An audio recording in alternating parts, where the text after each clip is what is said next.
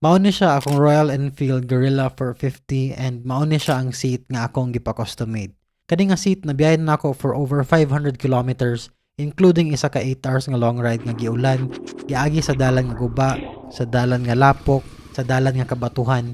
Nya nauli ko sa balay nga wala na unsa ang iyang mga stitching. So bilib ko sa gamaani. Shout out ni Boss Pogs aka Shackleford Rekina sa Facebook.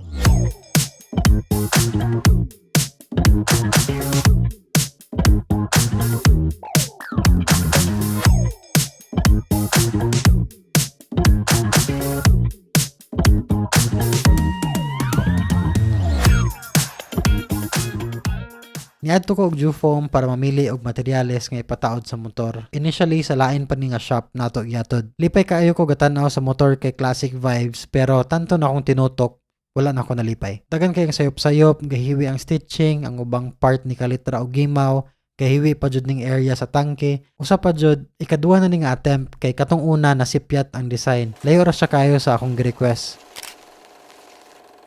Pero bisag katong una nga cover, maora japong istoryaha. Daghan ra japon ang mga sipyat nga akong gi-mention. So, nangutan na lang jud ko sa DGR Dumaguete nga group chat if na ba sila ma-recommend. So, ilang gi-refer si Boss Pogs. Niadto ko sa iyang shop, then gi-explain ako niya para makastorya mig tarong sa personal. Then, iyan akong gi-schedule og when niya trabahoon.